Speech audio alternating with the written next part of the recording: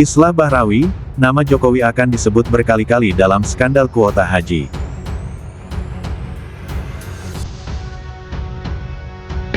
Innal hamda wan ni'mata laka wal mulk la syarika lak labbaik Allahumma labbaik labbaik la syarika lak labbaik innal hamda wan ni'mata laka wal mulk la syarika lak labbaik Allahumma labbaik labbaik la syarika lak labbaik innal hamda wan ni'mata laka wal mulk la syarika lak. Nama Presiden ke-7 RI Joko Widodo ikut terseret dalam pusaran kasus korupsi kuota haji yang menjerat mantan Menteri Agama Yakut Khalil Qomas. Di mana sebenarnya posisi Jokowi dalam perkara ini? Faktanya, pada Oktober 2023, Jokowi melakukan lobi langsung ke putra mahkota Arab Saudi, Muhammad bin Salman, untuk meminta tambahan kuota haji karena antrean jamaah Indonesia bisa mencapai 47 tahun. Dari diplomasi itu, Indonesia mendapat 20.000 kuota tambahan dan KPK menegaskan kuota tersebut diberikan ke negara, bukan ke individu. Masalahnya muncul setelah kuota itu sampai di dalam negeri. Yakut sebagai Menteri Agama saat itu diduga membagi kuota tambahan secara 50-50,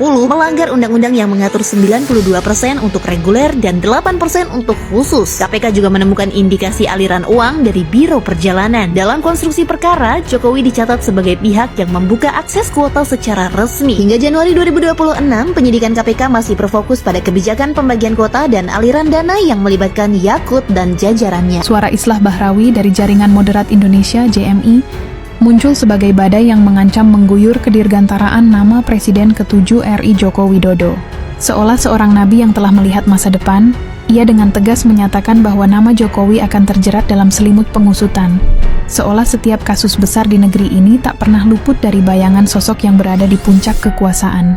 Namun, seperti seorang penonton yang sudah hafal alur cerita film yang sama, ia juga meragukan apakah ada pihak berani untuk mengusik sang tokoh sentral.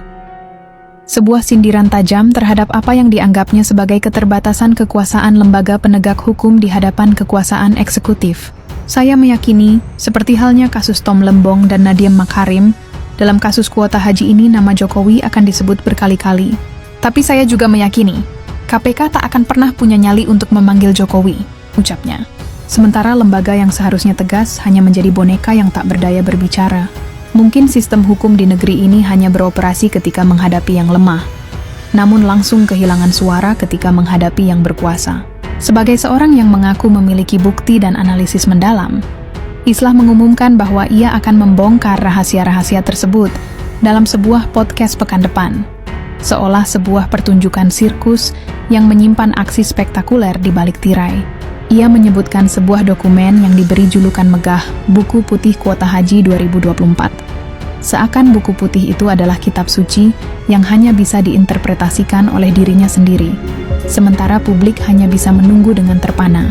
Seolah mantan Menteri Agama Yakut Khalil Qomas hanya menjadi kambing hitam yang dipersembahkan untuk menyembunyikan sosok yang sebenarnya sedang menikmati hasil rampasan. Bahkan Islah memastikan bahwa ia akan membuka seluruh analisisnya secara terbuka kepada publik dan mengajak masyarakat untuk tidak takut menyuarakan kebenaran. Jangan pernah takut menyuarakan kebenaran, karena yang benar maupun yang salah akan mati pada waktunya. Kalau memang seperti itu, apakah di pelaksanaannya yang nakal atau Pak Jokowi tidak ngawasi, tidak memastikan itu hanya untuk haji reguler loh, tidak boleh loh untuk haji plus misalnya, kan begitu mestinya.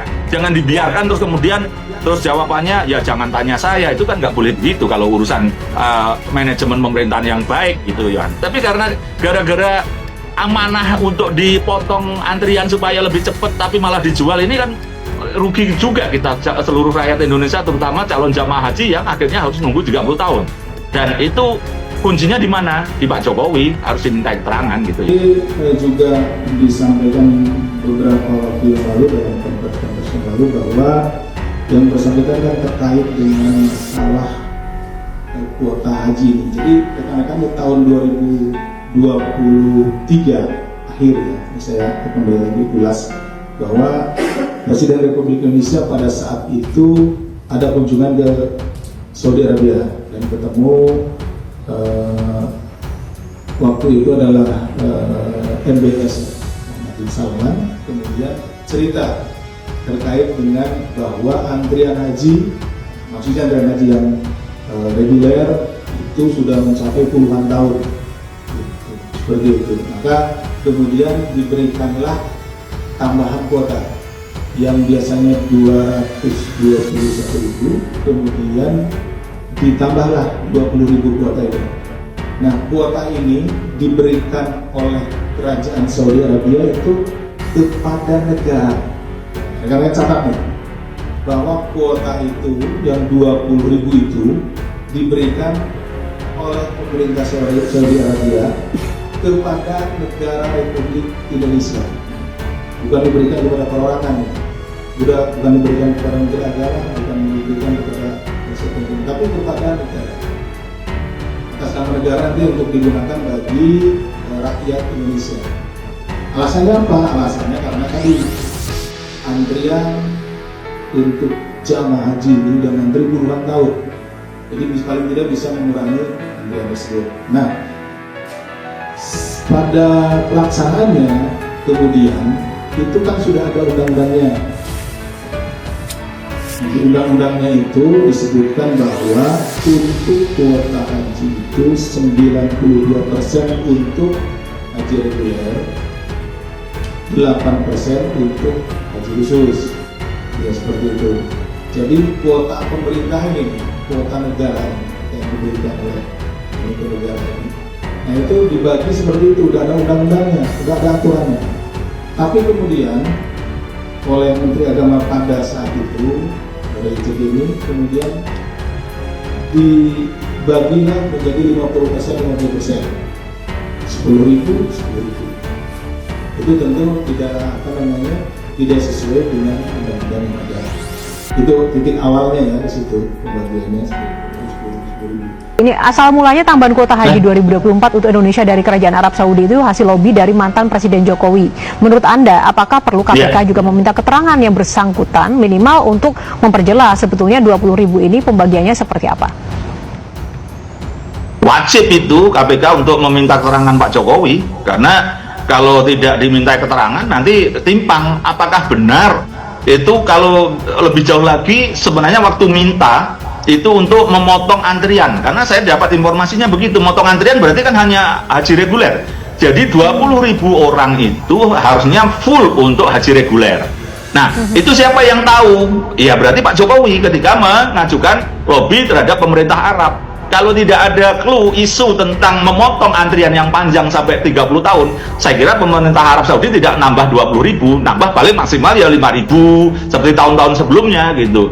Justru itulah kalau memang seperti itu, apakah di pelaksanaannya yang nakal atau Pak Jokowi tidak ngawasi, tidak memastikan itu hanya untuk haji reguler loh, tidak boleh loh untuk haji plus misalnya, kan begitu mestinya. Jangan dibiarkan terus kemudian terus jawabannya ya jangan tanya saya, itu kan nggak boleh begitu kalau urusan manajemen pemerintahan yang baik gitu ya. Nah, jadi wajib hukumnya bagi KPK untuk minta keterangan Pak Jokowi dengan memanggil sebagai saksi minimal itu. Karena apa? Ya itu tadi 20.000 itu untuk apa? Karena apa? Resikonya itu ya, nah, dengan kasus haji yang kemarin itu pemerintah Arab, analisa saya itu marah, sehingga apa, tahun 2025 tidak dikasih tambahan, tidak dikasih furoda, tidak dikasih mujamalah, sehingga yang rugi siapa? Kita semua juga akhirnya.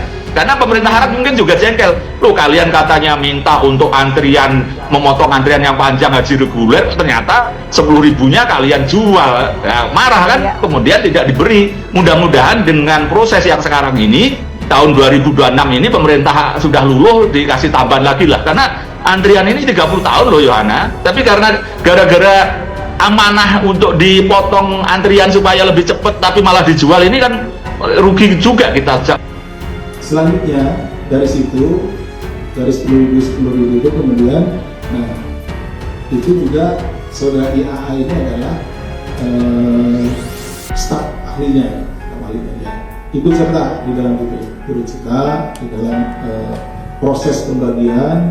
Kemudian juga dari proses-proses ini kami dalam penyidikan ini ya menemukan adanya aliran uang kembali gitu, kickback dan lain-lain gitu di sana. Jadi seperti itu ya, peran yang secara umum kita temukan gitu. Ya Mas Bro, bisa dipahami ya? Oke. Baik, terima kasih Mas Sirio, Mas Bayu. Ada lagi kawan-kawan? Cukup? Baik, silakan Pak Deputi terkait dengan perkara. Baik, Mas Bayu, terkait dengan perkara dia, untuk itu nanti kita update ya. Ini terima kasih sudah diingatkan ya. Nanti kita update. Jadi kalau saya misalkan sekarang diminta jawab berapa jumlahnya, nah saya takutnya salah gitu kan. Nanti saya informasi kita carikan, apa namanya kita tanyakan kembali, kita update dan seperti kita telah diingatkan.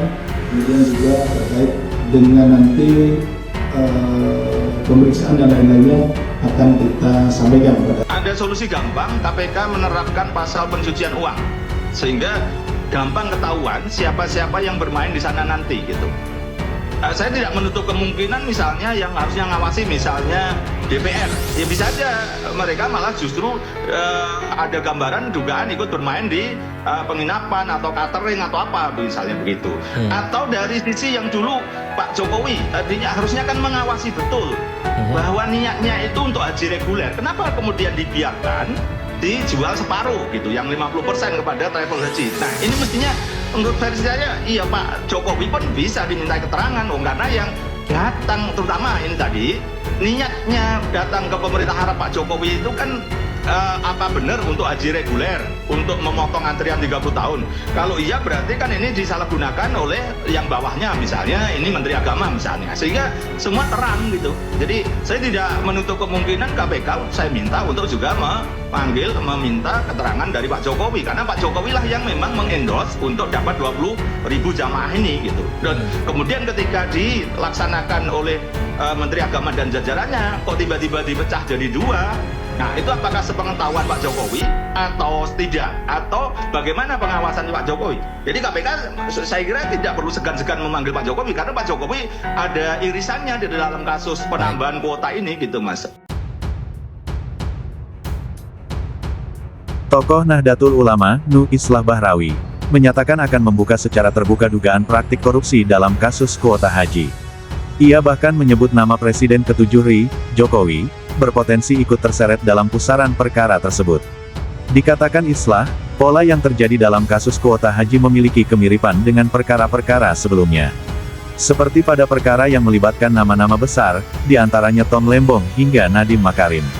Saya meyakini, seperti halnya kasus Tom Lembong dan Nadiem Makarim, dalam kasus kuota haji ini nama Jokowi akan disebut berkali-kali, ujar Islah di @islah_Bahrawi, tanggal 12 Januari tahun 2026. Meski demikian, ia meragukan keberanian Komisi Pemberantasan Korupsi (KPK) untuk memanggil Presiden Jokowi dalam rangka pendalaman kasus tersebut. Tapi saya juga meyakini, KPK tak akan pernah punya nyali untuk memanggil Jokowi, ucapnya. Islah mengungkapkan, berbagai temuan dan analisisnya terkait dugaan korupsi kuota haji akan dipaparkan secara lebih rinci dalam sebuah podcast yang dijadwalkan tayang pekan depan. Materi tersebut, kata dia, tertuang dalam dokumen yang ia sebut sebagai Buku Putih Kuota Haji 2024. Saya akan bercerita tentang isi Buku Putih Kuota Haji 2024 ini dalam suatu podcast minggu depan, Islah menuturkan. Dalam pernyataannya, Islah juga melontarkan sejumlah pertanyaan kritis yang menurutnya perlu dijawab secara terbuka oleh publik dan aparat penegak hukum. Ia mempertanyakan keterkaitan antara Jokowi, pihak Maktur, hingga penetapan tersangka terhadap mantan Menteri Agama, Yakut Kholil Koumas.